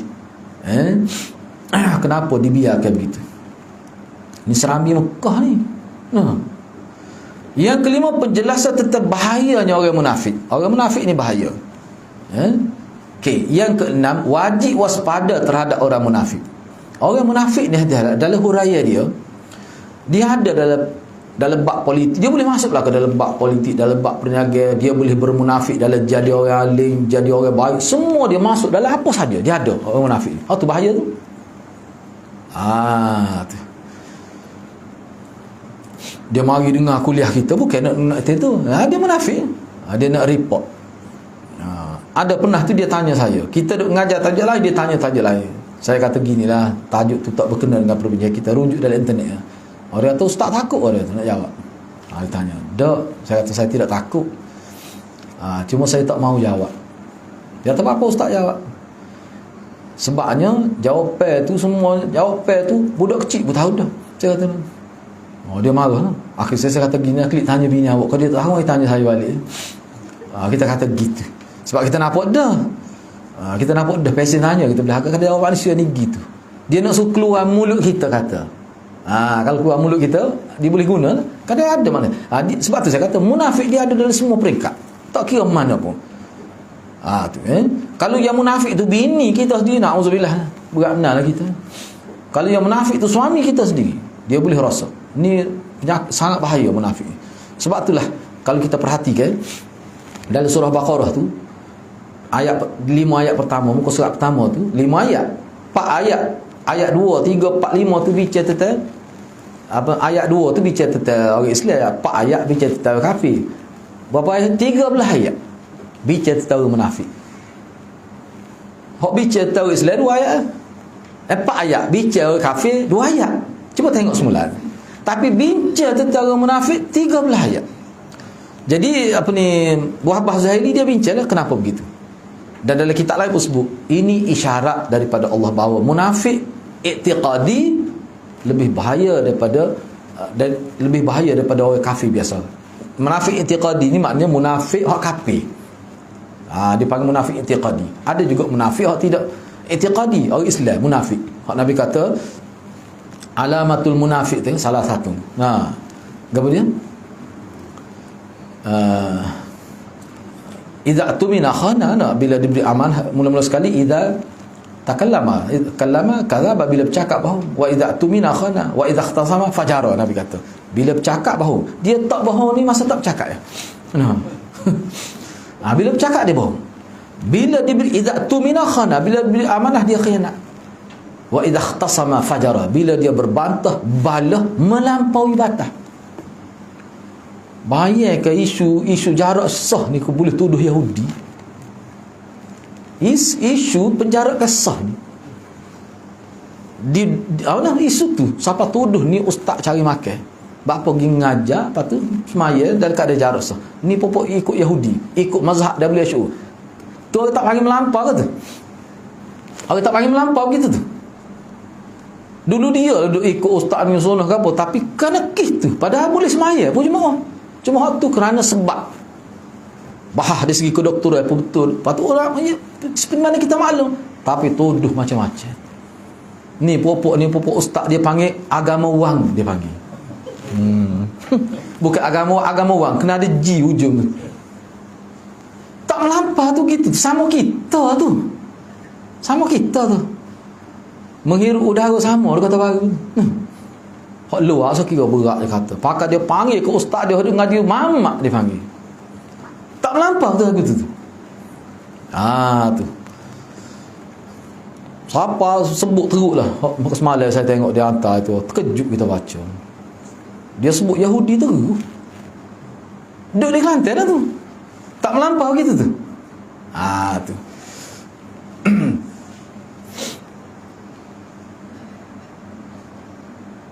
Keutamaan masjid, wajib waspada. Keutamaan Masjid Quba menetapkan sifat mahabbah, cinta pada Allah yang sesuai dengannya. Bahkan cinta kepada Allah ini, dia gini, salah satu pembahagian syirik. Dalam ni dia tidak buat pembahagian tu. Tapi dalam kitab lain, salah satu dalam pembahagian syirik besar, syirik akbar ni dia panggil syirik mahabbah. Ni syirik mahabbah dia panggil. Syirik mahabbah ni mana dia letak cinta dia tu kepada yang lain setara dengan cinta kepada Allah.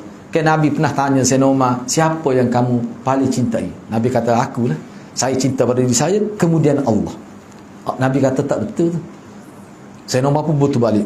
Yang paling saya cinta adalah Allah, kemudian diri saya. Lepas tu dia sebutlah keluarga dia. Nabi kata baru betul. Apa maksud? Ulama bincang tu. Maknanya cinta yang dimaksudkan di situ ialah kita sanggup korbankan yang lain, tapi kita tidak akan sanggup korban agama Allah.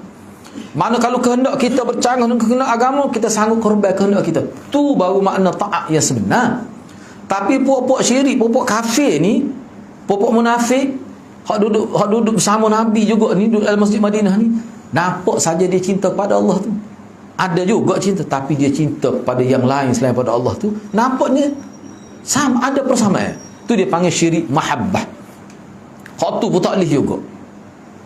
Makna cinta kepada Allah ni sehingga boleh meraih syurga Allah, cinta yang hakiki. Seperti mana Nabi ajar Sayyidina Umar. Makna kalau bertentangnya kehendak kita dengan kehendak agama, kena korban kehendak kita. Kita kena pegang hak agama. Biarlah rosak kehendak kita pun tak apa. Sahabat Nabi sanggup tetap ayah dia dalam peperangan Badar, sehingga Allah puji dalam Quran. Mana ada orang sanggup perang ayah dia kerana agama, bukan kerana berebut saka, dah. Kerana agama. Itu begitulah hadirin. Yang kesembilan, anjuran untuk menyempurnakan wuduk dan bersuci dari najis, sehingga dipuji dalam Quran. Yang ke-10, niat berpengaruh terhadap berpengaruh dalam tempat ni. Maksudnya begini, walaupun kita niat baik, tapi kalau tempat tu tidak baik, dia boleh memberi kesan buruk kepada kita walaupun niat tu molek. Jadi di sini sebenarnya Allah SWT dan Nabi memberi peringatan kepada kita, tempat-tempat yang boleh merosakkan akidah manusia perlu dijaga. Mana tempat yang boleh rosak akidah? Bukan kedai kopi, kubur. Kubur sejarah sudah bukti ramai macam mana orang sesak dengan kubur ni, sesak. Gini lah, mudah klik tengok dalam internet, taik ni, kena ingat taik. Bercakap dengan orang mati di kubur. Cuba taik tu, tubik gambar siapa? Cuba taik. Di kat Google setaik tu, tubik. Bahasa Melayu kita. Duduk gini tu kat kubur kecek. Minggu depan saya nak nikah anak saya. Dia royak ke tunggu dia ada kubur tu. Ya, kalau orang lagu ni tempat kita pergi tak dicabai pak tu, dia baik 12 tu. Anak murid ramai, satu sekolah pergi, sekolah kafir. Keyakinan apa tu? Dia yakin tok guru dia tu lebih hidup. Bila dia masuk dalam kubur lebih hidup daripada semasa hidup muka dunia. Sebab tu dia boleh cakap. Lepas tu dia royak lepas nikah anak ni, saya nak pergi buat umrah. Ustaz tok guru dia royak pada tok guru dia. Lepas tu dia ketawa. Mana soalan tok guru dia jawab. Dia dengar, anak murid tak dengar. Kalau siapa tahap ni nak buat payah kat lah tu. Siapa tahap tu. Maknanya kubur ni satu tempat yang perlu dijaga. Sebab tu ramai orang sesak situ. Ni pengajaran kita dah ambil. Sebab tu Nabi tak benar. Nabi tak benar. Cabai pak dia tidak tak tahu sih kalau pergi kedai kopi tak apa tu. Tak ada orang sesak kedai kopi. Tapi kubur ni bahaya. Bukan zaman Nabi, sebelum tu lagi. Zaman dulu, zaman umat dulu lagi kubur ni jadi tempat sesak manusia. Sebab itulah Syekh Dr. Profesor Dr. Nasir Al-Judai bincang bab kubur dalam kitab Tabarruk itu. Itulah penting kitab tu. Okay, saya setakat itulah dulu. Untuk dalil yang kedua hadis tu kita bincang dalam sesi akan datang. Saya setakat itulah dulu. Mudah-mudahan Allah berkati kita semua. Assalamualaikum warahmatullahi wabarakatuh. Ada soalan kan?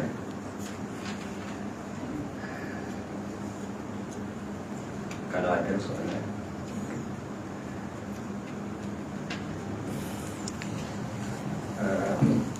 Boleh ke nak ambil 5 minit Ustaz? Sambung sikit mengenai Ustaz sebut tadi. Boleh silakan. Berkenaan dengan perang Badar tadi. Sebenarnya Rasulullah ambil keputusan untuk terima tebusan, sedangkan ayat Quran yang lain dan ayat Quran itu lebih mendapati pendapat Sayyidina Umar. Jadi macam mana sebenarnya nak jawab, adakah ada percengahan ke tidak? Minta sambung soal kantung tadi. Dia sebenarnya tadi saya isyarat suruh tengok dalam video tu, sebab hak ni kita bincang baru kemarin, pagi kemarin. Tak apalah, sebab mungkin ramai tak pergi situ. Dia gini sebenarnya, ayat tu, ayat 6, 7, 6, 8 tu, khususnya ayat 6, 7 tu maknanya nampak zahir tu seperti larang lah. Tidak patut ni Nabi ni kerana nak tebusan. Tebusan tu berkait dengan harta lah. Tidak patut orang beriman, tidak patut Nabi dan orang beriman nak tebusan. Sanggup bebas orang kafir. Sebelum dia kuasai betul-betul kafir, dia bebas dah. Dalam ayat 68 tu, kalaulah bukan kerana maklumat terdahulu, bukan kerana ada dah sebelum tu, maknanya kebenaran daripada Allah, ayat tu sebut pasti akan diazab. Maknanya ayat tu isyarat mana perbuatan Nabi tu ada kebenaran. Cumanya ayat tu tak turun lagi. Ayat yang menunjukkan kebenaran boleh bebas dia punya tebusan duduk pada ayat 70. Ayat 7, 8. Ayat 70 maknanya dua ayat selepas tu, satu ayat lepas tu. Ayat 70 tu membenarkan dibebas ketebusan. Okey, cuba buka suratul Anfal. Kalau nak tengok, moga ada telefon belakang, you know. Boleh tengok situ lah. Kalau nak ringkas boleh urut semua. Jadi begini ringkasnya. Maknanya dalam ayat 70 tu, sebab ayat 7, 8 dia macam ada isyarat kata tak patut. Tapi kalau bukanlah kerana ada kebenaran dari sisi Allah yang mendahului keputusan Nabi tu, bebas tu sudah ada dah keputusan Allah bahawa boleh. Kalau bukan kerana tu, pasti Allah akan azab. Padahal ulama kata tak ada lagi ayat yang menyebutkan boleh tu. Rupanya ayat tu turun selepas tu, ayat 70. Bui kebenaran. Cuba tengok dah, itu adalah ayat 70. Jadi yang mana ayat 70 tu sebut, beritahulah wahai Muhammad kepada orang yang kamu ambil tebusan tu, bahawa tebusan yang dikenakan pada dia tu, kalau dalam hati dia ada kebaikan, ada iman, Allah akan gantikan tebusan tu dengan sesuatu yang lebih baik, lebih besar daripada tu. Pak saudara Nabi ni antara yang dibayar mahal untuk pembebasan dia. Tebusan dia mahal. Ada setengah riwayat kata 100 auqiyah. Tak satu auqiyah ni beribu-ribu. Tak kalau 100 auqiyah berapa? Ada kata 80, ada kata 40. Jadi bila Abbas tu masuk Islam, bila dia dengar ayat 70, dia kata kalau tahu gitu baik mahal lagi tebusan tu. Sebab apa? Sebab bila dia masuk Islam, Allah akan ganti duit tebusan tu dengan pahala yang lebih besar. Jadi makna ayat tu sebenarnya berpihak kepada Nabi. Makna Nabi membebaskan tawanan perang tu sebenarnya memang hukum boleh tu sudah ada dah. Cuma ayat tak turun lagi. Ayat turun pada ayat 70. Jadi kalau kita lihat sebab tu Maulana dalam nota tu dia buat mari 5, tak silapnya 5. Bahawa sebenarnya tidak bercanggah. Sebab ada pendapat yang mengatakan bahawa Nabi dengan sahabat berijtihad untuk membebaskan tawanan perang. Tiba-tiba bercanggah ijtihad Nabi dengan ayat 7, 8. Jadi tak ada riwayat kata Nabi membatalkan dia punya ijtihad dia. Maka ada yang buat kesimpulan ijtihad Nabi tidak terbatal walaupun bercanggah dengan Quran. Besar tu kenyataan tu. Salah tu. Padahal tak bercanggah pun. Jangan kita lihat ayat 7, 8 saja. Apa tak tengok ayat 70 tu? Di situ dia banyak huraian. Cuma saya nak sebutnya poin yang keempat yang disebut dalam nota tu. Ni antara pendapat yang baguslah. Sebenarnya Allah tegur tu, tak ingat ayat tu, mana ayat tu? Surah Anfal, cuba tengoklah ayat 6-7 ya. Saya baca sini sebab Anfal tu dia berkait dengan peperangan ya. Ayat 67 cuba tengok. Saya tak ingat dengan lengkap tu. Mana ni? Okey. Ayat 67. Okey, cuba buka buka tengok Quran masing-masing lah baru lebih nampak. Okey, 67. Maka nali nabiyin. Cuba tengok ya. Jumpa ya. Maka nali nabiyin an yakuna lahu asra hatta yuthkhina fil ard turiduna aradad dunya wallahu yuridul akhirah wallahu azizun hakim. Itu ayat 70, 67. 68. Laula kitabun minallahi sabaqa lamassakum fima akhadhtum azabun azim. Ayat 70 kita tengok selepas. Ayat tu dulu. Ayat ni lah yang dikatakan bercanggah dengan pendapat Nabi bebas tawanan perang kemudian dengan cara bayar tebusan. Cuba tengok ayat ni. Makana tu mana la yang bagi. Makana tu mana la yang bagi. Tak sepatutnya bagi Nabi. Hak dia ada tawanan perang. Dia bebaskan sehingga dia perkukuhkan kekuatan Islam dengan bunuh semuanya pokok kafir di muka dunia. Ini bila bebas. Kalau bunuhlah biar kafir baru dia terasa lemah sungguh. Tiba-tiba bebas. Hak bebas pula pala-pala tu. Tu. Cuba perhati ayat ni. Turiduna aradad dunya wallahu jadi bebas tawanan perang dengan diambil tebusan. Tebusan tu duit tu, harta. Bapa buat gitu tu? Turiduna, mereka mahu aradad dunya, mata benda dunia. Wallahu yuridul sedangkan Allah naknya pahala di hari akhirat untuk orang Islam, tapi nya duk nak ke harta tu gak kalau terjemah ke Kelantan jolo kan Nabi nak harta tu kita bincang selepas ni. Wallahu azizun hakim, dan Allah Tuhan yang maha gagah perkasa, maha mulia gagah perkasa lagi maha bijaksana. Tu ayat 67. Ayat 68, laula kitabun, kalaulah bukan kerana kitabun di sini mana takdir, ulama kata bukanlah kerana takdir, mana ilmu Allah sudah ada dah. Kalaulah bukan kerana ketentuan daripada Allah, telah ada dah sabaqah, telah ada dah. Lamassakum fima akhadtum, pasti lamassa azabun tu dijadi fa'il pada masa tu kalau ngaji bahasa Arab lah. Jadi saya terjemah ni berdasar pada uslub Melayu. Pasti azab yang besar akan menimpa mereka fima akhadtum, berkait dengan tebusan yang kamu ambil. Dia berat tu ayat tu nampak tu. Seolah-olah ambil tebusan tu jadi punca pada azab. Tapi Allah tak kena azab juga. Sebab apa? Sebab telah berlalu dalam ilmu Allah bahawa Allah akan beri kebenaran. Padahal tak turun lagi ayat beri kebenaran. Ayat kebenaran ada mana? Ayat 70. Dan ulama kata ayat 70 memang turun selepas ayat tu lah. Jadi ayat 70, cuba tengok ayat 70. Ya ayyuhan nabi kulli ma fi aydikum minal asra in ya'lamillahu fi qulubikum khaira yu'tikum khairan mimma ukhidha minkum wa yaghfir lakum dhunubakum wa yaghfir lakum wallahu ghafurur rahim. Ya ayyuhan nabi, ni ayat 70 ni turun selepas ayat tadi. Wahai nabi, kul, katakanlah, sebutkanlah oleh engkau liman, kepada orang yang fi aidikum minal asra. Fi aidikum minal asra ni makna tawanan perang. Dia dalam bahasa Arab ni, kalau kita nak terjemah kalimah dia betul, dia jadi makna lain lah. Sebab kita lah beringat sikit dia tu tangan panjang tu, kita tengok nampak lebih kuat kita tangan dia tu. Oh, sakit kepala ke bahan gitu.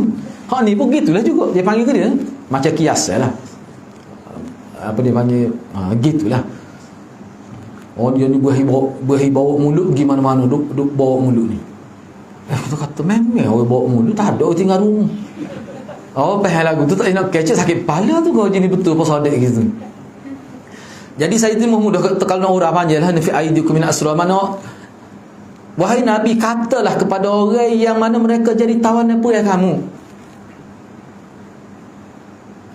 Kalau Allah tahu, kalau Allah tak tahu sebut kalau ni. Kena faham lah bahasa tu.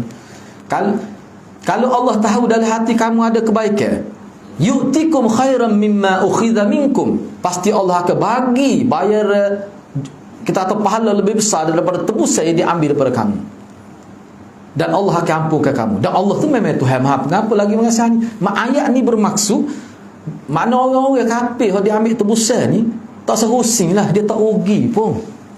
Sebab kalau ada kebaikan, ulama kata khairah. Ni contoh, kalau dalam Bukhari pun khairah sini mana iman. Khairah dengan mana iman. Kalau ada kebaikan dalam hati kamu, mana iman, mana selepas tu masuk Islam, tidak sia-sia tu duit kamu, keluarga kamu guna untuk tebuh kamu berjumlah 100 auqiyah tu, tak sia-sia. Allah akan bagi ganjaran pahala melebihi daripada duit tu. Bila abah dengar gitu, dia kata rugi. Kalau bayar mahal lagi pun tak apa, masa nak tebuh kita. Sebab Tuhan akan bayar lebih daripada tu. Makna kalau 100 auqiyah berkali Allah bayar pahala 1000 auqiyah berkali. Sebab apa? Sebab dia ada khair. Khair ni mana masuk Islam tu lah. Memang abah masuk Islam. Jadi mana-mana masuk Islam tu tak rugi dia bayar tebusan tu. Sebab Allah akan ganti di hari akhirat dengan pahala. Hak tu maksud Allah. Allah nak pahala di hari akhirat. Ayat 67 tu, wallahu yuridul akhirah. Baik, sekarang ni timbul satu isu. Jadi hak Allah kata turiduna aradad dunya tu apa maksud? Untuk siapa ayat tu? Hak inilah ulama kata ayat ni merupakan tarbiyah direct Allah kepada di kalangan sahabat tu. Ada yang rasa kalau kita bebas tebus separate, bebas tebus apa ni tawanan ni, dengan bayar tebusan boleh duit kita tadi ni. Tu maknanya kerana nak dunia. Maknanya di sini hadirat Nabi jaga generasi awal Islam dalam agama ni, buat keputusan agama jangan lihat pada harta. Ikhlas sungguh tu cara sahabat tu, sehingga bila ada sikit dunia Allah tegur selalu direct. Makna Allah direct tegur sahabat. Jadi maknanya ayat ni kalau kita duk bincang ni, dia melibatkan 3 pihak. Pihak mana? pihak Nabi. Pihak Nabi ni mana Sayyidina Abu Bakar. Pihak ia kata molek kita bebas dengan bayar tebusan. Ni satu puak. Puak yang kedua, puak Sayyidina Umar.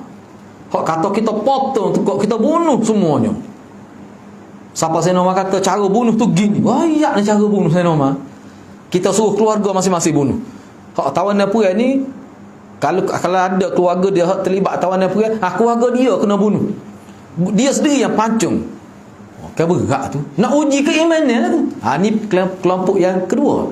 Kelompok yang ketiga, kelompok yang mana dalam hati dia menyokong supaya dibebaskan tawannya dengan bayar tebusan kerana nak tebusan tu. Nak duit tu. Sebab tu saya perjelaskan dalam masa huraian tu bahawa sahabat Nabi ni mungkin dia orang susah. Sahabat Nabi ni hadiah dia jadi tentera ni tak ada gaji. Nak mencukupkan keperluan hidup tu dengan cara bekerja. Tiba-tiba sampai waktu pergi perang. Sebab tu sahabat Nabi kata kita ni boleh hidup mewah sikit. Bila perang ada harta ni mah bolehlah makan sedap sikit. Tu sahabat Nabi. Bukan gaji berjuta-juta. Boleh pencen 90,000 dah. Tidak tu hadiah. Sahabat Nabi ni tidak gitu. Jadi kalau mesti mari kalau kita terdetik baik kita bebas boleh binti. Allah tegur tu. Maknanya sahabat ni satu generasi yang paling penting pada umat ni. Rosak generasi ni, rosaklah umat. Sebab tu Allah jaga sangat tu. Sebab tu ulama kata kalau Nabi maksum, sahabat Nabi ni hifzullah. Allah jaga. Tu Allah jaga tu. Akhir sekali bila kena ayat ni sahabat betul mulanya. Oh tak boleh. Walaupun kita terima pandangan Sayyidina Abu Bakar, tapi jangan kerana nampak tebusan tu. Memang tebusan tu Nabi bui kepada sahabat. Dia termasuk orang nimah lagi tu. Memang sahabat boleh. Tapi jangan duduk situ. Janganlah keperluan dunia menyebabkan kita terikat hati dengan dunia. Itu pendidikan tu. Tak panggil tasawuf lagi kau gitu tu. Lebih pada tasawuf tu. Agak-agak kalau kita duduk di sahabat. Kalau anak sokong, molek bebas lah apa itu bisa. Kita dapat dah berapa peratus oleh kita tu. Allah tegur tu. Bukan Allah tegur Nabi. Tak mungkin Nabi ni gila dunia, nak dunia. Tak mungkin. Sayyidina Abu Bakar gitu. Padahal Sayyidina Abu Bakar habis harta bila dia meninggal, dia tak ada harta. Dia kena faham. Jadi Allah tegur ni tegur ada dengan sahabat. Nabi pun tak tahu sahabat ada maksud dalam hati begitu. Kan kalau kita faham gitu, ayat pun tak bercanggah. Jadi nampak kebesaran sahabat tu. Tengok tu silap sikit pada dalam hati baru tu Allah tegur selalu. Gak generasi ni kita tak percaya lagi. Generasi hak gini. Pasti generasi mana lagi kita nak percaya. Kalau kita tengok dari sudut tu kan nampak betapa tingginya kedudukan sahabat dalam konteks agama. Sebab tu dia layak hamalatul Quran wa hamalatul ahadis. Sebab tu dia layak bawa Quran ke seluruh dunia, layak bawa hadis ke seluruh dunia. Lagu tu jiwa dia. Gitu maksud dia. Gitulah. Mudah-mudahan boleh faham lah. Alhamdulillah. Kalau tak ada kita berhenti setakat ini, kita akhiri majlis kita dengan membaca tasbih kafarah. Bismillahirrahmanirrahim. Dan minggu hadapan kita doakanlah supaya kuliah hadis kita akan bermula lah dengan InsyaAllah Maulana Asri akan mulakan kuliah hadis dia lah. Kita doakan semoga berjalan lancar, Maulana bersihat. Tapi makluman terkini ada atau tak ada tu saya akan maklumkan dalam grup WhatsApp.